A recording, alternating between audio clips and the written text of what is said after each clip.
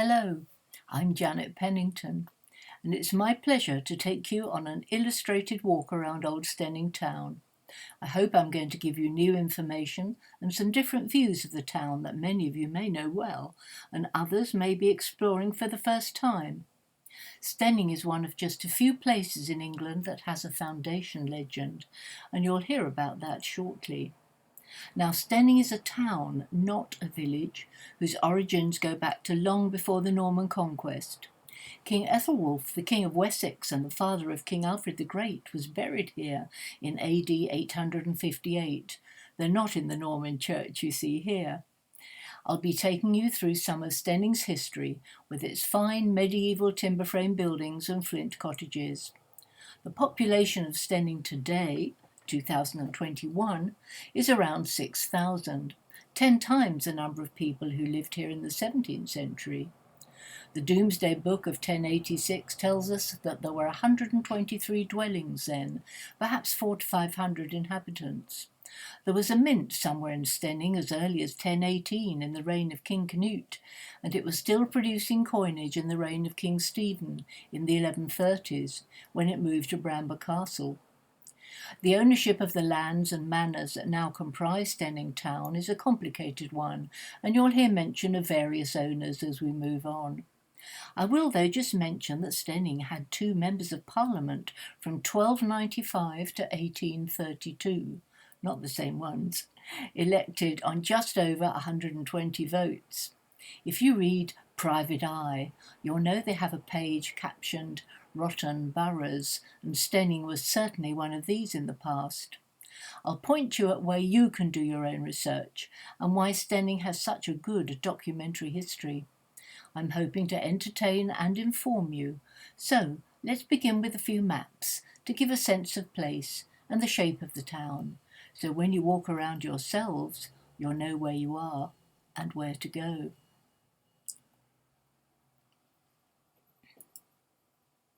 You can see the River Ada snaking its way through the middle of the geological map of the area. Look at the pale yellow area, the alluvial soil, indicating the former sea estuary, tidal beyond Henfield in earlier times. You can see in the right-hand slide why and how Steyning had its own tidal port, known as St Cuthman's Port, round about the time of the Norman conquest, though it was starting to be less used from about 1100, but hanging on for much longer. The railway, incidentally, came in 1861 and left in 1966. Now, 2020 and 2019 views from Beeding Hill looking west. St Nicholas Church and the ruins of Bramber Castle Gatehouse Keep to the right of the 2020 photo and in the middle of the 2019 one, with Steyning Church arrowed to the right. Wiston House can be seen in the distance. The trees planted in 1990 at Chanctonbury Ring are growing up well. Some of the older trees that didn't fall during the Great Storm of 1987 remain on the left of the ring. In medieval times, you would have seen the estuarine waters rising and falling every 24 hours over the fields with the blue water symbols. And I didn't want to forget the sea itself and Lancing College Chapel. The less said about the cement works, probably the better, though ravens and peregrine falcons are often seen there and certainly nest there from time to time. Now, this map is based on the Ordnance Survey 1875 first edition. I want to show the shape of the town, though it began around the church.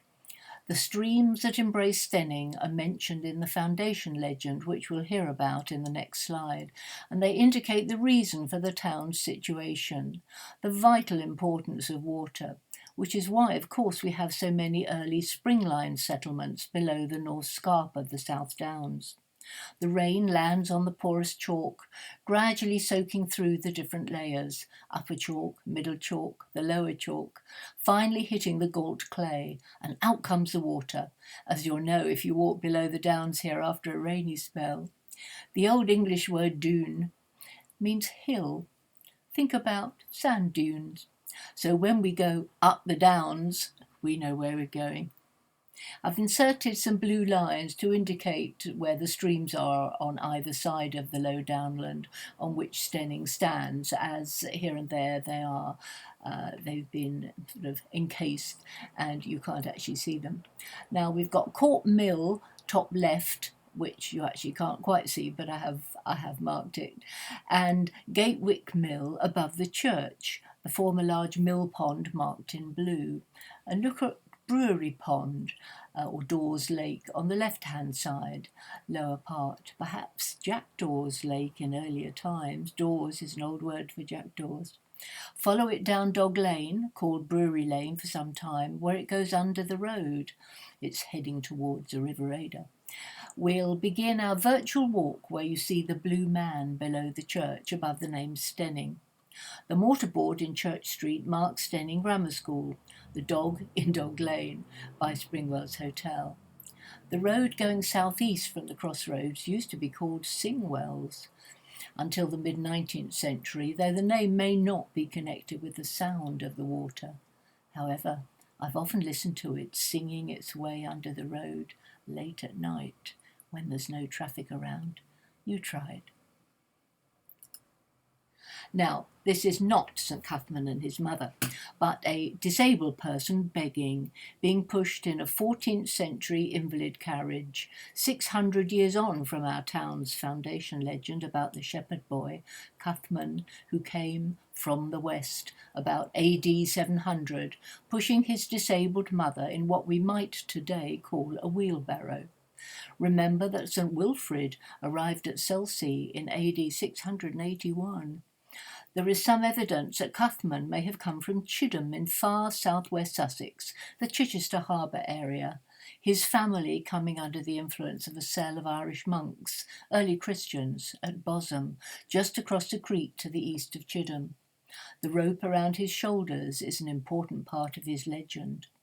The 14th century life of St Cuthman, which is a copy of an 11th century document, reveals how his journey began. After his father had died, his mother fell into poverty, and, to quote, her limbs failed. He made a wooden bed and laid the invalid on it. It hung by a rope from his shoulders, and he pushed and steered it in front of him, with the help of a wheel running before. Going eastwards with his easy burden, he crossed a meadow. The rope suddenly broke. Now, his journey would have been about 25 miles, and you can read all about it in an article by Professor John Blair of Queen's College, Oxford. The Sussex archaeological collections are in Steyning Museum and in Shoreham Library. You may remember John Blair's lecture on the subject in the church here in 2003. Well, the rope broke. He made a new one from elder withies, elder, a magical tree, incidentally, and by the time the second breakage occurred, he had arrived, quote, at a place lying at the base of a lofty hill, enclosed between two streams springing from the hill above. Now, this place was probably deserted and not thronged with pagans worshipping a stone, as you may have read. The 8th of February is St Cuthman's Day, incidentally. So he settled down to build his wooden church, and the settlement gradually grew. There may in fact have been a second wooden church built some time later. King Ethelwulf's remains were taken off to Winchester by his son, King Alfred, many years later, and Steyning did not become a place of pilgrimage. And the bones are probably still in the tomb chests at Winchester Cathedral, muddled up with many others, and archaeological research on these is ongoing. When the Normans built their magnificent church after the conquest, they would have respected the site of Cuthman's church. Incidentally, I have a large file on wheelbarrows. Now, I won't tell you about the history of the wheelbarrow, you'll be relieved to hear, but I just thought I'd show you a few pictures from my wheelbarrow file. The upper left one is French, and the building worker seems to be losing his hose. Well, he is French. Right is an English one, and I'm not sure about the one of the weary man on the lower left taking a cross-looking ram or ewe on a journey, but you'll all note the rope or strap around the shoulders to ease the burden. Now, what I will mention is that I hope you've all seen the Anglo-Saxon Hall House at the Wealden Downland Living Museum at Singleton, erected in 2016 and based on the AD circa 951 excavated by Mark Gardner at Marketfield, Steyning in the late 1980s. So, more for you to look up. While mentioning wooden churches, anybody been to St Andrew's Church at Grinstead in Essex? Very good website there with a very good history page. It was built of 51 timber planks or staves round about 1060, and excavations in the chancel there in 1960 revealed two earlier timber structures from the 6th and the 7th centuries. So think about Cuthman's early church, or indeed churches. The tower in this one at Grinstead was, of course, built much later and an addition to it. It's probably the oldest wooden church in Europe. Now, Wikipedia, which I don't always recommend, has a very good site on this, but you can ignore the leper's squint bit of, historical rubbish, really.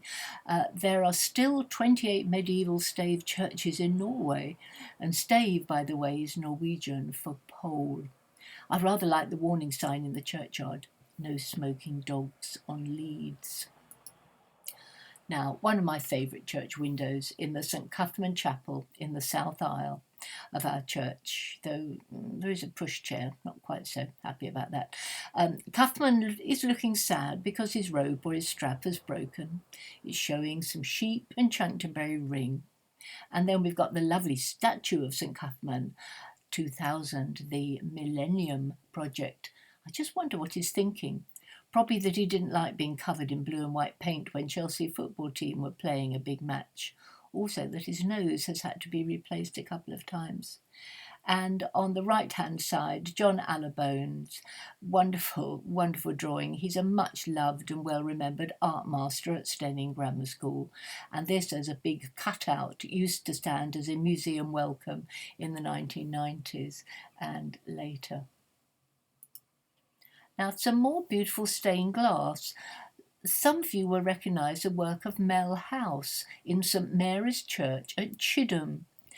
The St Wilfrid window with Cuthman and his mother, lower left picture. Oh dear, no rope around his shoulders, but isn't that beautiful? And Chidham has strong connections with St Cuthman, as you will have heard. Now, not a building, but something fairly new in the Bramber Road at the southeast end of Steyning. This has taken a tremendous amount of behind-the-scenes work by those involved.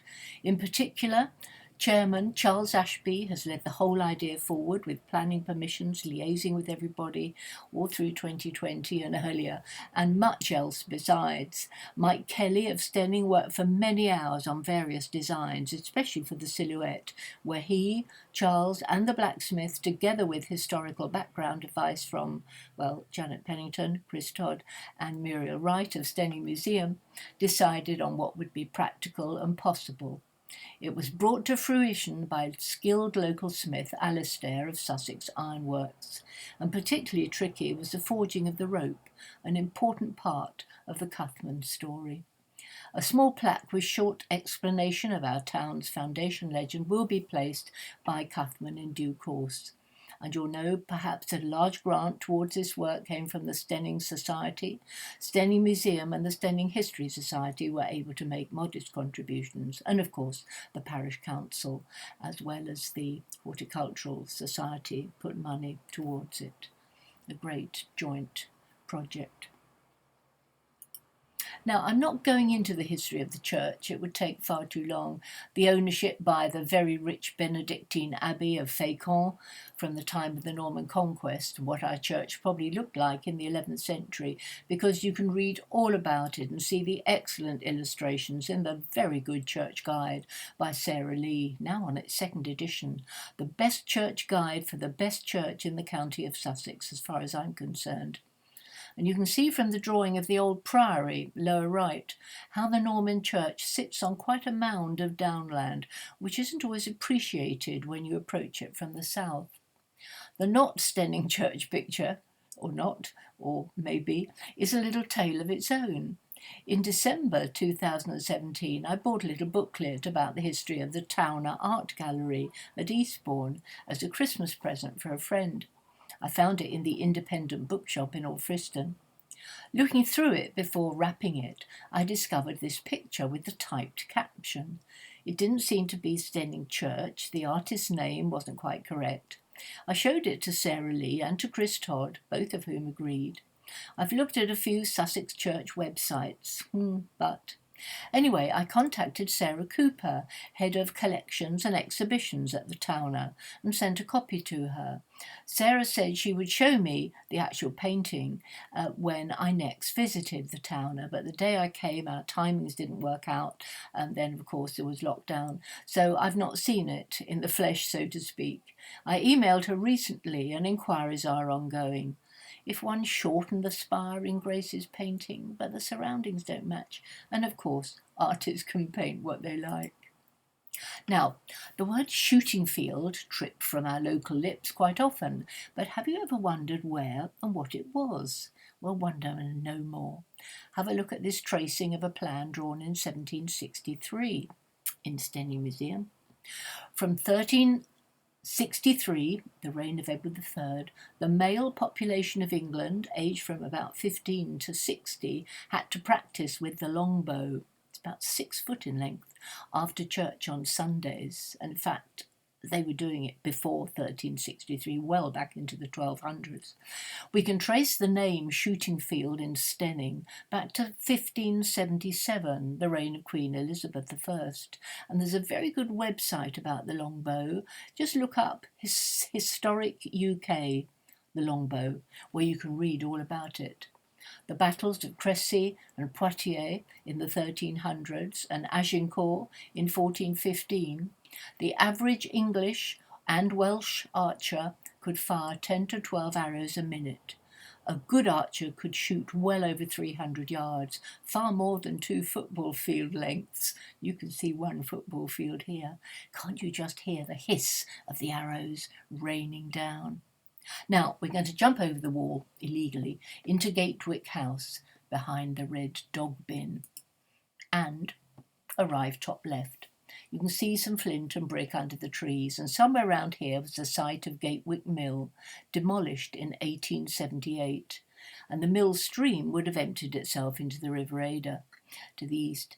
But perhaps in earlier times there would have been an older mill, and it would have been very near the old tidal port of Steyning. You can see Gatwick House to the north of the church, in the hands of the Farnfold family for many decades in the 16th and 17th centuries, possibly a medieval house within later Georgianisation, and it turns itself into a maison ornée with a piece of ornamental flint work in front, which may have come from its own garden or been brought in from somewhere else. We don't know. This is a report you should really look at. You'll find it under Local History and Steyning Library. There are 2 copies, one in a hard maroon cover and also in Steyning Museum. The fold-out maps are fascinating, and it's just one of a wide-ranging series of reports on 41 Sussex towns by Roland Harris, who grew up in Steyning. In the late 1980s, Roland was one of the young diggers working under the directorship of archaeologist Mark Gardner in the field to the south of St Botolph's Church in the Ada Valley. This field was to become an extension for the cemetery at Steyning when that proposed field, that I always called Great Meadow, now called Market Field, which to the northeast of St Andrew's Church, was sold for housing. Roland's BA was based on St Botolph's Church, and he's now cathedral archaeologist at Norwich and Ely, an independent buildings archaeologist, also working on projects at New College, Oxford, and Clare College, Cambridge. One of the places to look for the history of Steyning, of course, is the museum, right by the library. got a very good website.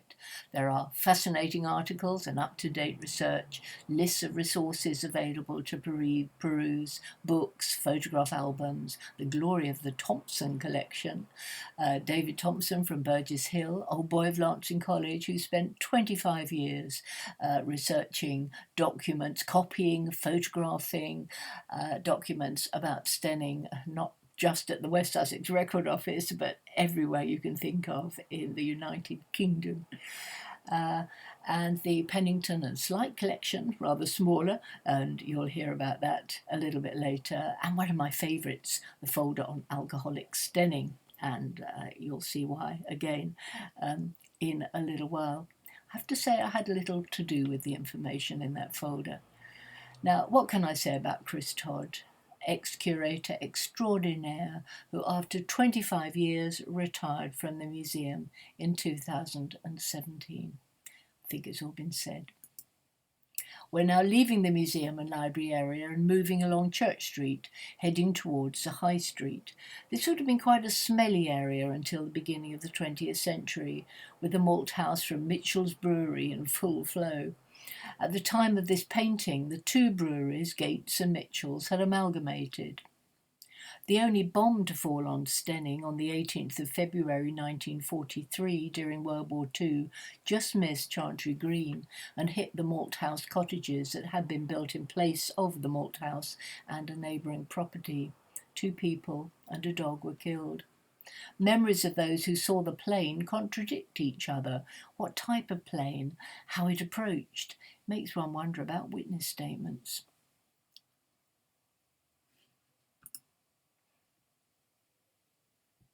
We're going to leave the Chantry Green area behind, where a Protestant martyr was burnt at the stake in 1555. You can see the place under the trees, and there's a memorial near the library. We'll just take a peep at the thatched building. Many years ago I overheard a visitor to the town asking somebody, what was the oldest house in Steyning? And the answer came, it must be Saxon Cottage. But it only seems to have been named in the 20th century. It dates from about 1550. It's owned by the National Trust as a holiday cottage. There is a lead fire mark on it. When I researched this fire mark, to my surprise, it was nothing to do with Steyning at all. It came from a pub in Middlesex. So watch out. Now, Woods the Butchers were attached to the next cottage that we'll see, Vine Cottage, before they moved along to the High Street. So we're going to pass Vine Cottage now, moving along Church Street. You'll need to hear my scandal talk for more about Vine Cottage, by the way. When it became an antique shop, I'm not sure. This picture dates from about 1930. And the Norfolk Arms pub, we'll see a big picture in the next slide, it reminds me that the Duke of Norfolk's private archive at Arundel Castle, available to researchers for a modest fee, holds much of the history of Steyning in documentary form, the estate having owned at least half of the earlier houses of the town for corrupt voting purposes. David Thompson has photocopied and transcribed many of the documents there for the museum collection, thus saving me the pleasure of working at the castle in freezing cold in the winter. I will always remember when I went there for the first time with my friend and colleague Joyce Slight, who you'll see in just a moment. We drove over a no-entry drawbridge, oh dear, and we parked in the wrong parking place. Though we had been told to park right in the middle of the castle, not in the normal parking area. And I had accidentally parked in the Duke of Norfolk's parking place and had to be summoned from the archives and come down the steep stone curly steps to move my car. Very embarrassing, but well worth going there, I can tell you. Now, if we ignore the nearest Victorian edition, you're looking at the former house of Steyning lawyer Richard White. The cross-wing gables either end have been refaced, but the whole building dates from the mid-17th century. Very fine house, now 4 separate dwellings, and part of it, of course, the much-loved Norfolk Arms, which opened as a pub round about 1854. Now, we can't pass one of the most important buildings in the town, Steyning Grammar School. Many of you will have seen the talk I gave about it in 2014, the 400th anniversary of the endowment by Mercer, cloth merchant, William Holland, but it was a school before that.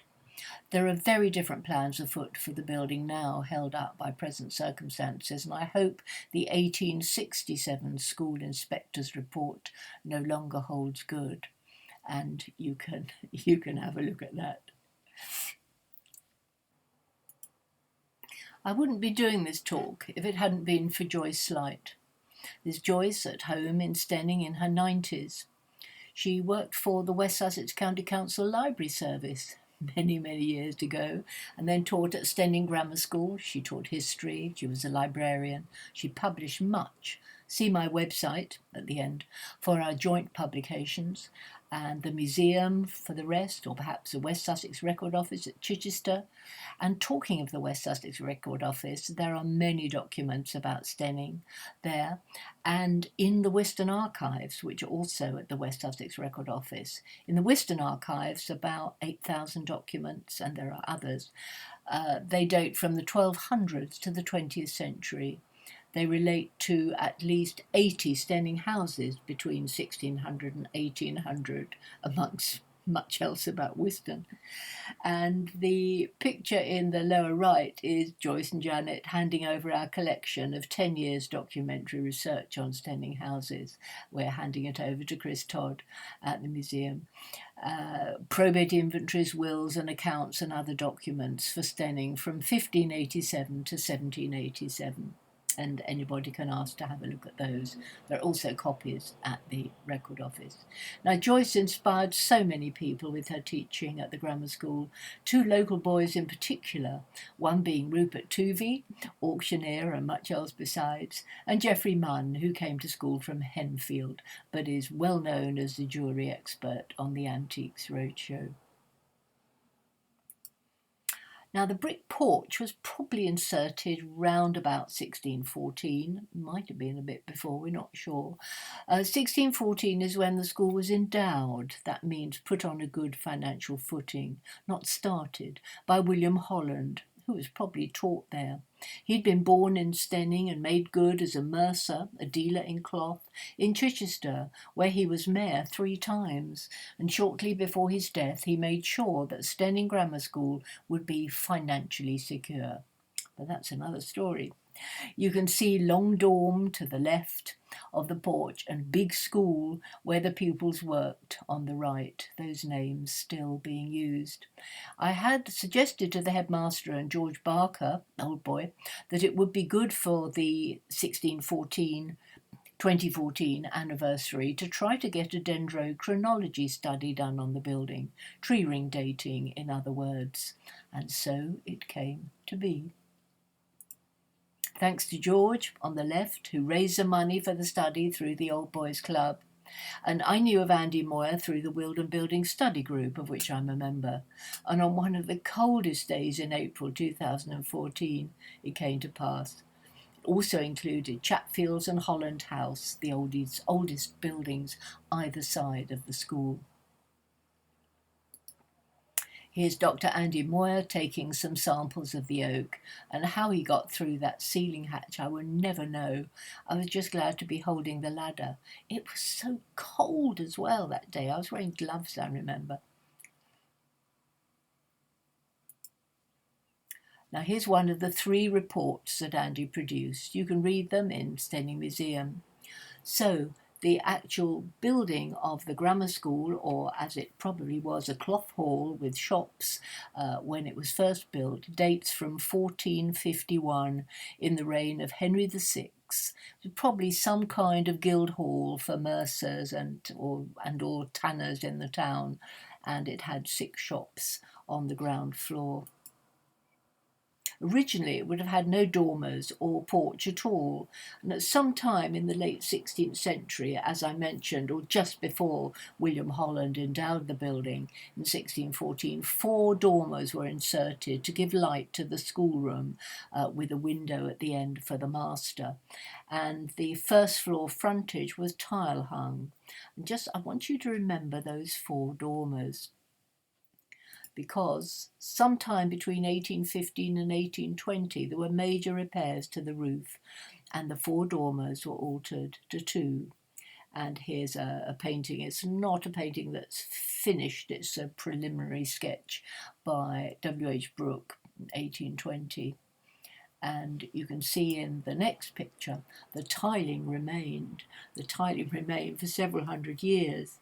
And you can see that a window was inserted in the upper room of the porch, and at some point the porch was raised.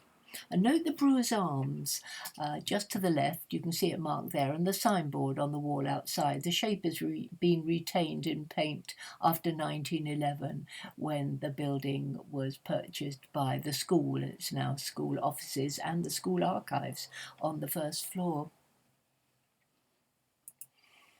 And here's Big School in 1820.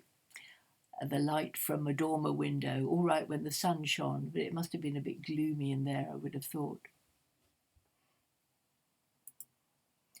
Joyce's history of the school is still available to buy here and there, and of course it's for loan in the library and to see in the museum. And the 1982 photograph is by Roy Armstrong, founder of the Weald Downland Open Air Museum, now called the Living Museum, at Singleton. Wonderful place. If you haven't been, do go. And this is when the tiling was being removed and the timber framing was being made safe. I think the tiling was causing a lot of problems at that time. And there it is in all its glory. I remember the excitement when the scaffolding came down in 1982 and the building won an award from West Sussex County Council. Nobody had seen that for 300 years. Note the shape of the pub's former signboard. But can you imagine Church Street without that look now? Well, of course you can't. One of the distractions for the schoolboys opposite, let alone 2 pubs, a cooper, a barrel maker, next door in the building now known as Chatfield's, and the noisy weekly market taking place on Wednesdays with people and animals coming to and fro, was the blacksmiths working right opposite. And here are 2 paintings from either viewpoint. This is the best copy I could get of this undated watercolour by William McGrath, but the gas lamp outside the Norfolk Arms dates it to sort of 1880s, 1890s. I'm glad a pint of beer was involved. It's thirsty work being a blacksmith. I like the child looking through the gate. McGrath was Irish. Do look him up. Now, about 1920, I have to say black and white photographs do look rather dismal. There's something that plasterwork could do with a coat of lime wash, don't you think? Doesn't look quite so bad from this viewpoint. But here come the cows back from milking, probably from Heriot's or Penland's farm, what is now the Roman Catholic Church. I was on the council of the Sussex Record Society for many years, so when this drawing turned up, Joyce and I were asked to write the description for the centenary volume for the Society, which was founded in 1901, and these volumes are in Steyning Museum. There must have been problems with the corner of Church Street. I thought you'd like to see a larger picture of it, as what is now number 1 seems to be propping up numbers 3 and 5, a Wealden Hall House, probably built in the 1400s. And see if you can spot the eroded burgage stone in the wall to the right of the cellar entrance in the High Street. One of these can be seen in Midhurst in the wonderfully named Knockhundred Row near the former library. The lettering Burgage on the stone has worn away, but it would have indicated that the old property had a vote for one of the 2 members of Parliament representing the town. Now, I'm sure this must have been the big snowstorm and blizzard over the United Kingdom in February 1933. And note the spider's web of telephone cables up overhead.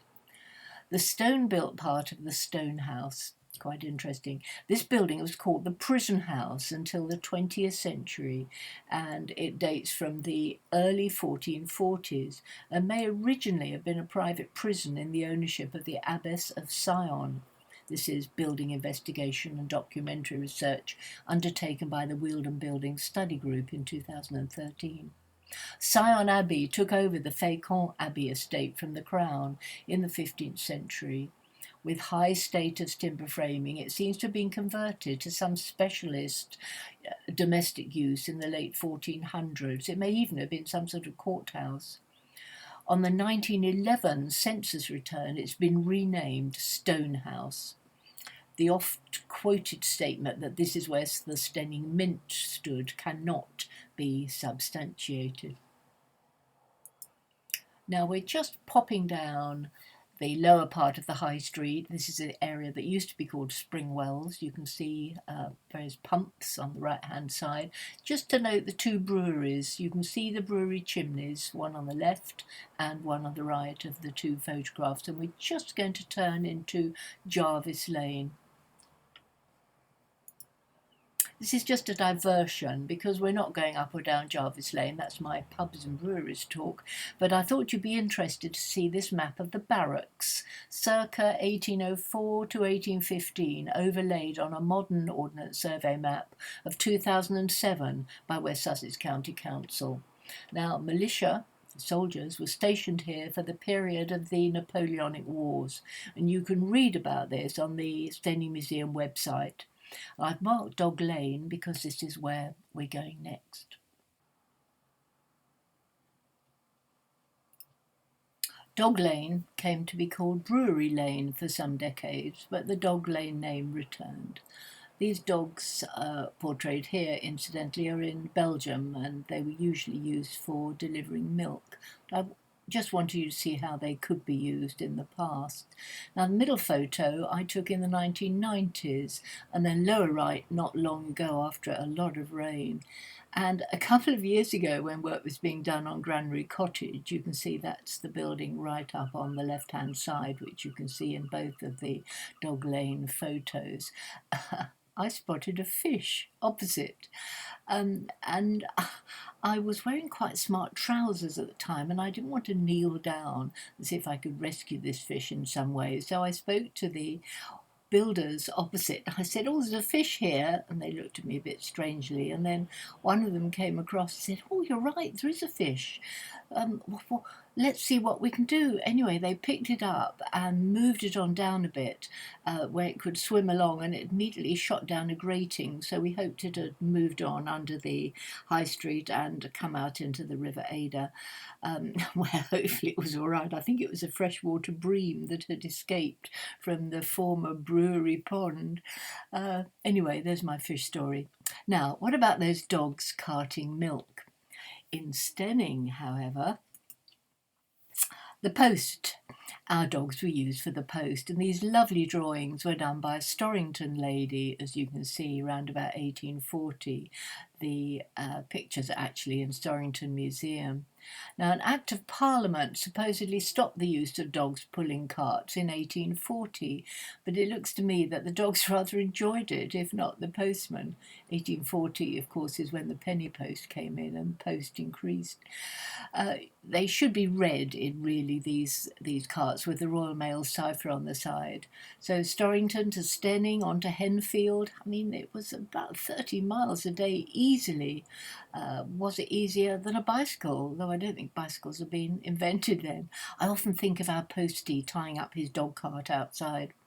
When I did a history of Springwells Hotel for the owners in 1999, I discovered there was a big dog kennel in Dog Lane in the 19th century, where I think the Steyning Post dogs could have been kept. My favourite is the one on the lower right, a sad breach of discipline. But aren't they enjoying themselves, even if the poor hare isn't?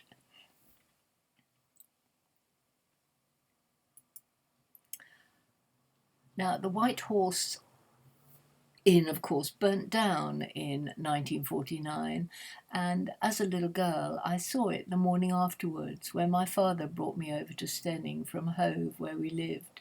It would have been this 1913 picture to the left of the wall there, and the other picture we're looking at it from across the road, or we're looking at what's left of it.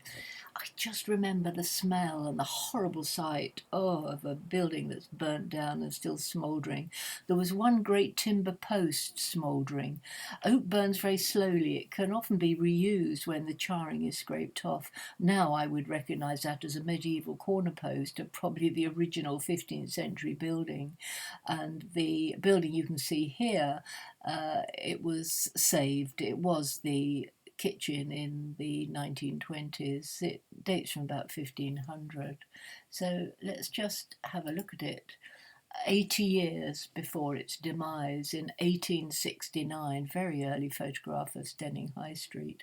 It was always a premier inn of the town at the crossroads, enlarged considerably over the centuries. And there's another picture of it here a bit later. It might be 1920s, I'm not too sure of the date of this.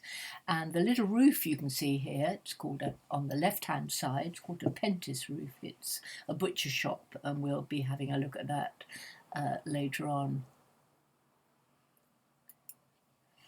Now, this is a well-known photograph in Steyning of Market Day, round about 1890. And details of some of these inhabitants can be seen in the museum. And you've got the steps to the White Horse on the left-hand side, and you can see that little butcher shop, Pentis roof, giving protection to any meat hanging outside on the right hand. An attractive 1909 watercolour by Wilfred Ball, a well-known Sussex artist. And about the same time, there's Cherryman's Butcher Shop on the top right there, and also on the bottom you can see some steers, probably I think on their way to the cattle market, and I just wonder what they're thinking as they look over to the sides of beef across the road. So two butcher shops opposite each other. The late 19th century picture at the top has been miscaptioned in some publications about Steyning as Wood's Butchers, but Wood's didn't move round from Church Street until 1904, when Cherryman's crossed over the road. So whether this is something to do with sun and shade, I don't know. Now, Steyning, like many towns, formerly had a market house standing in the middle of the main street, and you can see its position by the pink rectangle on this map of 1763. The market house was pulled down in 1771, and many of its timbers were reused to build the new market house further down the street, the building with the clock tower that you'll see in a moment.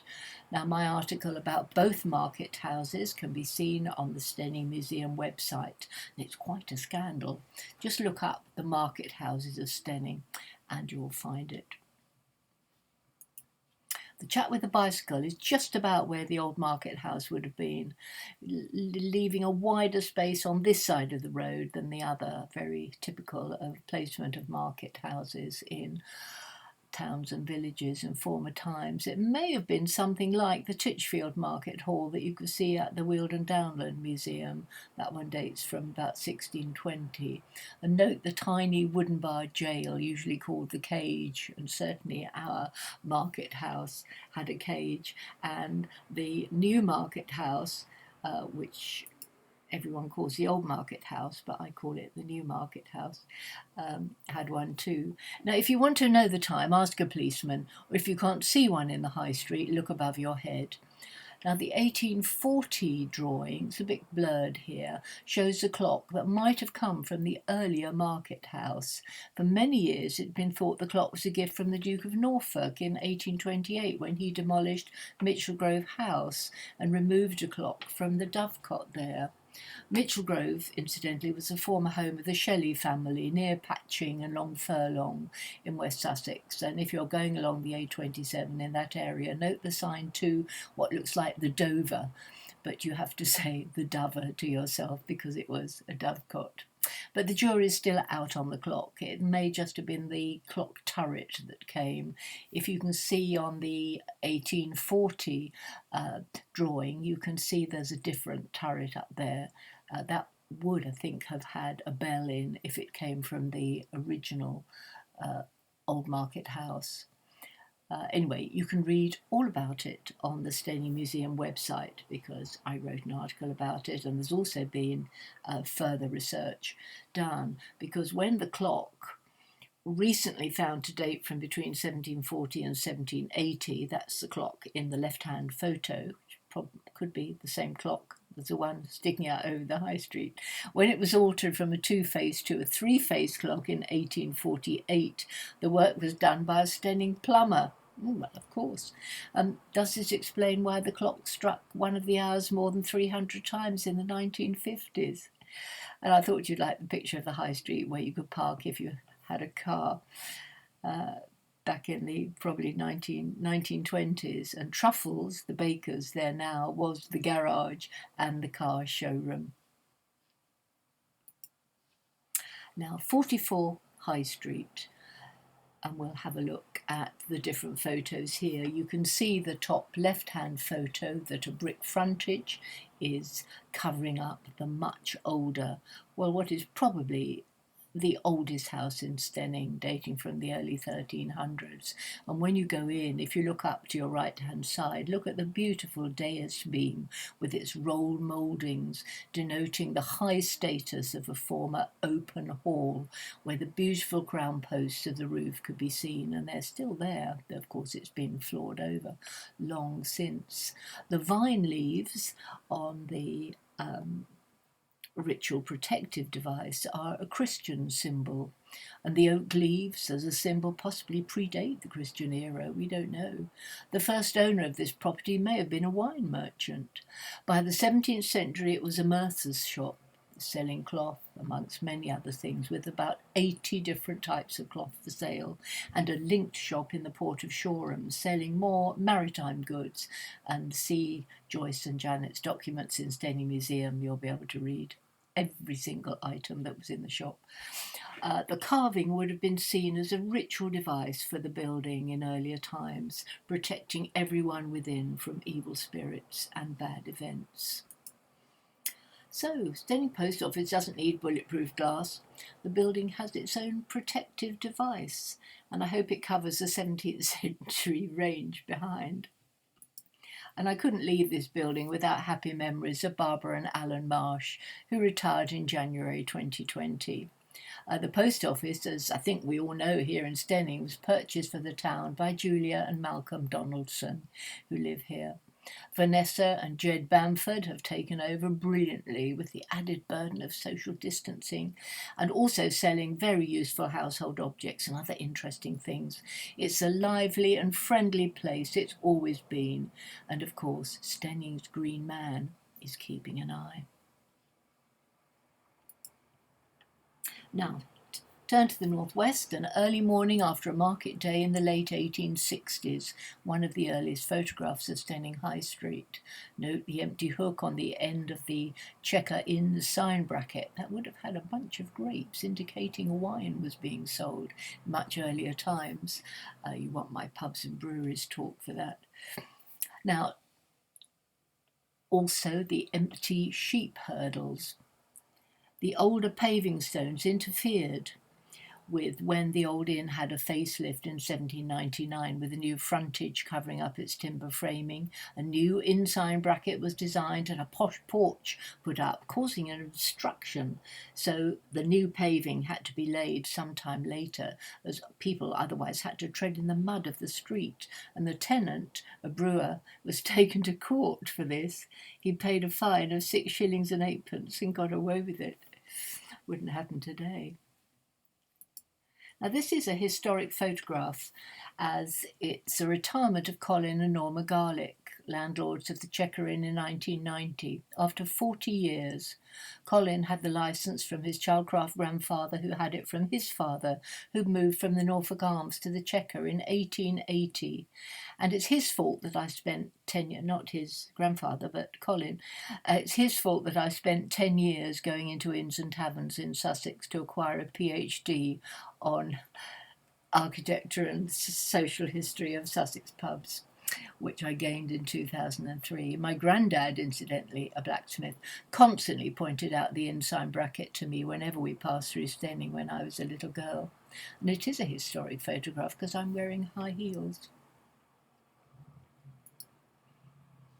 About 30 years before the Childcraft and Garlick families came into the Chequer story, Richard Henry Nibbs, look him up, painted the entrance yard to the inn. This lovely drawing is at Brighton Art Gallery. Two of his sketchbooks are in Hove Museum, incidentally.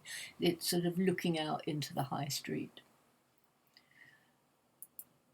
And we've got another photo of it in the 1970s. And then the ostler's house and what I like to call the smoking cage. I don't smoke, but it's quite useful to pop into if it's raining and I'm doing my Steyning scandal walk and I want to reveal a few rather naughty events that took place in Steyning 400 years ago, I hasten to add. So let's move on. And the Chequer probably dates from the mid-15th century when Steyning was booming.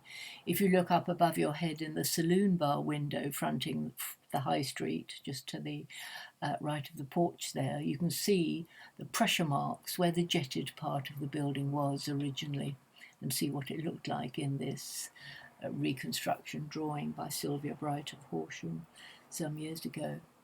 Done quite a bit of crawling about in the roof with Dr. Annabel Hughes, architectural historian of Horsham, who died in November 2020, a good friend of mine. Right, let's go off to the bakers via a few shops. The international stores arrived in Steyning in the early 1900s. You'll know the Co-op today, which has extended a bit from what it was 100 years ago, and past Moores, which was built originally as a row of 5 shops, probably about 1500. Absolutely no heating originally. The first floor was just for storage. And I'll tell you about West Sussex past pictures a little bit later on. Now, if you cross over the road and continue down to the corner with Tanyard Lane on the right, we're going to have a look at some baker's shops. Now, the right-hand side of this, and you see where we are. We're just at the corner of Tanyard Lane, which is where the children are standing. But we're facing what is, on the right-hand side, Victoria's Sponge Cafe. And you can see one of the Tanyard buildings behind where sheepskins were dried, now flats. And I'm sorry I haven't got time for history of the Tanyard. That would take another sort of half of this talk, really. So let's just remind ourselves where we are. 5 minutes before I took the 2 modern photographs, you would have seen me with my husband Martin sitting outside Victoria's Sponge, having disgracefully large portions of cake. It's a lovely, lovely cafe. Now, moving a little further down the road to the Star, known as the Rose and Crown in 1639, changing its name and adding on some build in 1712. When I was a very little girl, I used to look through that hole in the wall at the stream every time we came through Steyning, when we always stopped to buy ice creams from Betty's Sweet Shop, now the Deli, and Joel's. It was, as you probably know, where the steam traction engines could obtain water. There are actually trout to be seen in the lower right-hand photo. They escaped from the mill pond, though I do remember Bob Patching, a former landlord of the Star, telling me they didn't get any further. Now, do look over next time you're passing. They're always facing upstream. Now, can you see the bakery buildings on the left-hand side of the photograph above? Let's have a look at that site about 100 years ago. There it is, Did Hazelden's. closed down? Or do we think about bakers' wars going on at that time? I don't know. There's some 20th century research to be done here. Now, let's go back another 20 years. So that's where the model bakery was built. Now let me tell you about the wonderful source of pictures at West Sussex Past Pictures. There are hundreds, if not thousands of pictures. It was all masterminded by Martin Hayes, the County Local Studies Librarian for West Sussex, when he was at Worthing Library. His office is now at the West Sussex Record Office at Chichester. And Chris Todd, the former curator of Steyning Museum, did a huge amount of work for this. There are 455 pictures of Steyning on the site from many sources, a lot of them from Steyning Museum. And these old cottages pulled down not many years after this photograph was taken.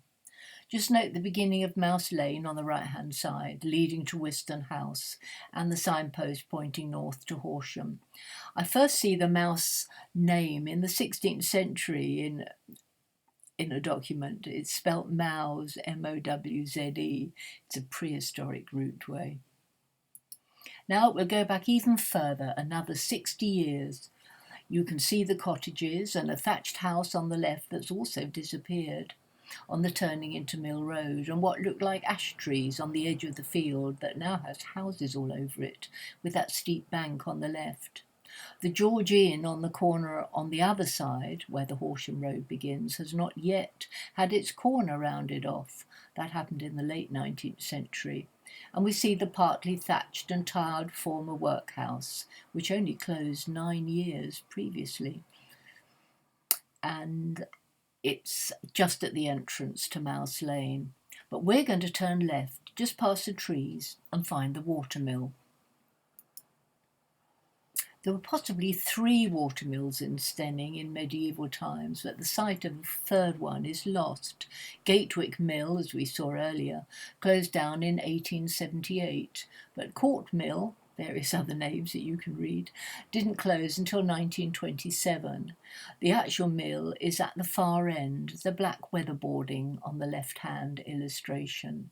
And the mill pond, stocked with trout, is seen from more or less the same viewpoint, with 100 years between. And the chimney, I think, used for some boiling process, maybe for the dog food it was making shortly before it closed down, having been lowered when the whole was turned into a house after the closure. George de Paris is the artist who also painted the old malt house in Church Street that we saw earlier. And if anybody knows who R.B. is, do please let me or the museum know. But lovely, lovely pictures. Now, Mr. John Goring, 1907 to 1990, owner of the Wiston estate then, who was born at Wiston House, told me he felt that Mouse Lane should have been called Rat Lane, as he remembered it swarming with rats when the mill was working. And the mill, with its overshot wheel, used to be the property of the Wiston estate.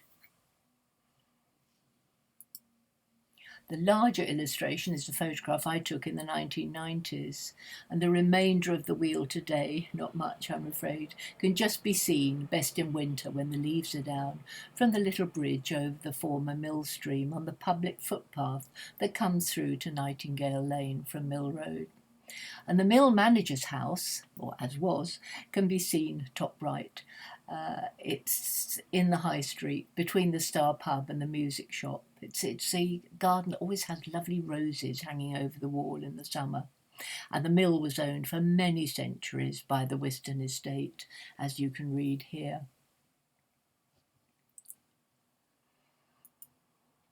So let's imagine we've come through the footpath in front of Court Mill, over the footbridge, and turned to the right.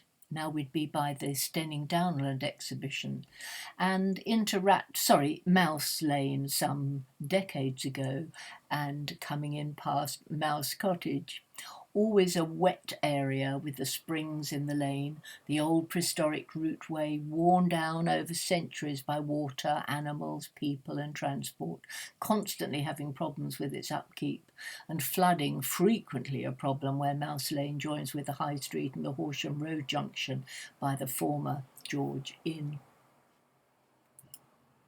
The old workhouse, purchased by the town elders for £100 in 1729 and operating until 1835, several views of it here, this Wealden Hall house, built in the 15th century, would originally have had a Horsham stone roof. At some point this was removed, no doubt sold, reused somewhere in Steyning perhaps, and thatch applied. I wonder if the sale of the Horsham stone defrayed some of the purchase cost when it became a workhouse, and then some tiling, I think, replacing part of the thatch, perhaps after it closed. Between the 1820 sketch, note the George Inn behind, and the 1840 drawings, one of them with a sepia colour wash applied, the old workhouse became redundant and was turned into private accommodation. And a sad tale, some 50 years before this, the parish registers reveal that a foundling from the workhouse was baptised on the 18th of January 1784. A baby boy, found on the doorstep of the workhouse, one imagines, on a cold January morning, the water running down outside, or perhaps even frozen, wrapped up against the cold, we hope, in a basket, perhaps, the unknown mother slipping away. It was normal in earlier times to give illegitimate babies the surname of the place at which they were found. So what did the vicar call this unwanted child, or a child that couldn't be kept? Well, of course, he called him Moses Steyning. As I looked on through the parish registers at the West Sussex Record Office, I found him again, tears coming to my eyes as I read, 25th of April, 1787, Moses Steyning, buried, a pauper. He was 3 years and 3 months old. This is a preparatory sketch for a painting that was never done by W.H. Brooke, whose Steyning Grammar School picture with the 2 dormers you saw earlier, but the watery nature of the junction can be seen. With the coming of the new Poor Law Act in 1834, the rather kinder rules and regulations that oversaw the poor in such places as Steyning were tightened up, one result of which was Oliver Twist by Charles Dickens, first published as a serial between 1837 and 1838. Husbands and wives were split up, children separated from their parents. There was a riot here in 1835 when the occupants refused to leave.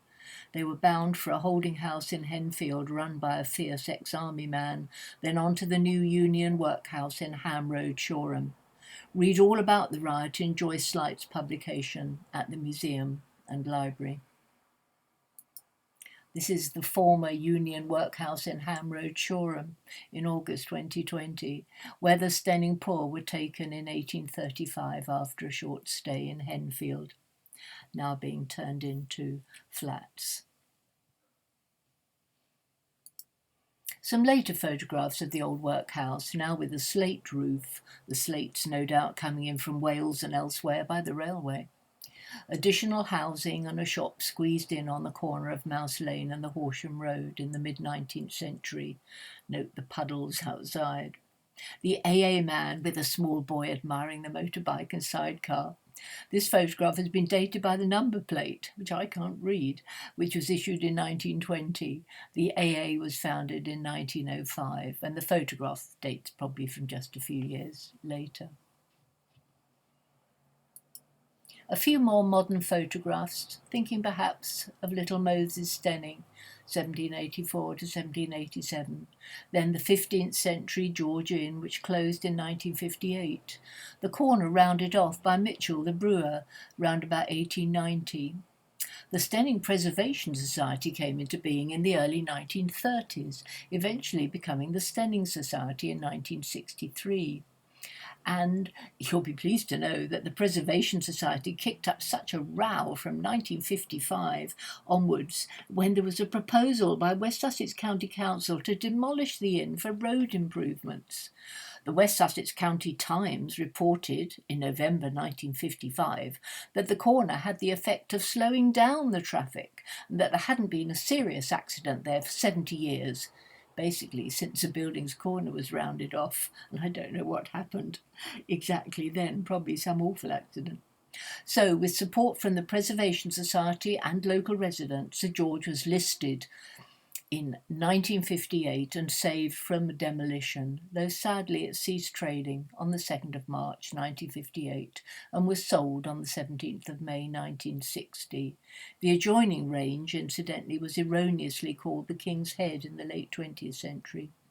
Now, of course, the Old George acts as a traffic calming device itself. And take a quick peek at the former Quaker meeting house in the lower left photograph where William Penn spoke. As far as I know, the elders' bench is still there. When the houses at Penn's Court were built, the Quaker graveyard had to be dug up and the bodies reinterred at the Brighton Meeting House graveyard. About 50 of them, I think. The males were on one side of the footpath and the females on the other. Now, cross the road with care. Don't get your feet wet. So, to nearly a very wet end to this video, one of the floods in 1939. Oh, poor policeman, not to mention the houses and the pub. Good old Southdown bus coming through. Do you remember constant flooding there until, I know, this Horsham District Council, the Water Board, put in a huge new drain and soak away under the road some 20 or 30 years ago. It's not so bad now. Let's take an overview from Steyning Roundhill before we end, looking northeast over part of Penland's estate. And you can see the church just off centre, with the Gatewick estate visible to the right and a cricket match going on in the memorial playing fields. Shooting field is to the north in the distance, and part of Penland's to the right. If you look to the right-hand side, you can see the rest of Penlands, and the green star is where we're going to in the next picture. This is Penland House, Bramber Road, at the bottom of the Bostel Road that leads over to Sompting and the A27. In February 2000, it's about to be demolished. It was built by Frederick Hammond. He was a corn merchant who traded from the High Street in the 1880s, but I'm not sure of the building date. Later on, Harry James Burt, auctioneer and estate agent, lived there. But not long after it had been demolished, 2 blocks each with 8 flats replaced it. Barley House and Wheat House. The development was to have been called Harvest Court, but because it was opposite Goring Road, or the land had been formerly owned by the Whiston estate, the name was changed to Goring Court. Some of the boundary wall has been retained, as you can see, but let's just have a look behind Wheat House, round about 1900, and see what was happening. There is Penland House in the background, 120 years ago, with the haymakers stopping for a photographic opportunity. I do like the hats. I wonder just how posed this photograph might be and who organised it, but the horse and wagon in the background lend some veracity to the picture. A close called Pen in 1579, Pen being Old English for hill. This is the penultimate slide. The next and very last is to tell you about my website and other talks, several of them about Steyning and some about Whiston House and Chanctonbury Ring and other subjects. But this beautiful illustration by Frederick Griggs is in one of my much prized books, Highways and Byways in Sussex by Edward Verrill Lucas, published nearly 120 years ago. E.V. Lucas, 1868 to 1938, was apprenticed to a Brighton bookseller at the age of 16. Do look him up. Wonderful, wonderful books.